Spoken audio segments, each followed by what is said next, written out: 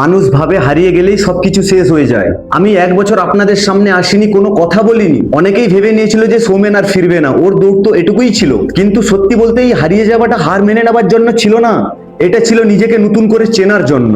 আয়নার সামনে দাঁড়িয়ে নিজেকে প্রশ্ন করার জন্য যে আসলে আমি কি চাই। আমাদের জীবনে এমন একটা সময় আসে যখন চারপাশটা অন্ধকার হয়ে যায়, মনে হয় সব দরজা বন্ধ, সবাই ছেড়ে চলে গেছে আর আমাদের দিয়ে কিচ্ছু হবে না। আমি জানি এই যন্ত্রণাটা কিরকম, কিন্তু আজ আমি বলতে এসেছি সেই অন্ধকারটাই হলো আপনাদের আসল ফেরার রাস্তা। আকাশে যখন মেঘ জমে তখন মনে হয় বোধহয় সূর্যটা হারিয়ে গেল, কিন্তু মেঘটা কাটলে বোঝা যায় সূর্য তার জায়গাতে ছিল, শুধু আলোর তেজটা বাড়িয়ে নেবার অপেক্ষাই ছিল। আমি 1 বছর পর আজ যখন এই নতুন পরিবেশে আপনাদের সামনে দাঁড়িয়েছি, তখন আমি একা আসিনি, আমি নিয়ে এসেছি সেই সব মানুষের জন্য যে যারা মাঝপথে হাল ছেড়ে দিয়ে বসে আছে। আপনার পরিস্থিতি যাই হোক না কেন, হয়তো ব্যবসায় লস হচ্ছে, চাকরি পাচ্ছেন না, বা আপনার আপন মানুষরাই আপনাকে অবহেলা করছে, মনে রাখবেন আজকে যে আপনি যেখানে থেমে আছেন সেটা কিন্তু আপনার শেষ গন্তব্য নয়। আপনি যদি আজ একা হয়ে যান তাহলে সেই একা হওয়াটাকেই নিজের সব থেকে বড় হাতিয়ার বানান।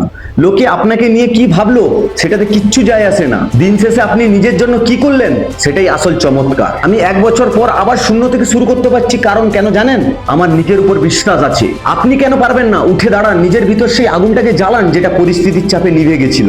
আমি সৌমেন দাস, আমি কথা দিচ্ছি আমার এই চ্যানেলে আজ থেকে শুধু আমার লড়াইয়ের কথা বলবো না, আপনাদের জেতার রাস্তাও তৈরি করব।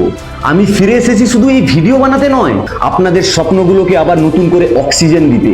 সাথে থাকুন, এবার লড়াইটা হবে একদম সামনাসামনি, চোখে চোখ রেখে। খুব দ্রুত দেখা হচ্ছে আসল মাঠে। ভালো থাকবেন। মনে রাখবেন, আমিও মনে করি লড়াই যে ছাড়ে না, ভাগ্যও তার কাছে কিন্তু পায়ের জুতো, এটা কিন্তু মনে রাখবেন।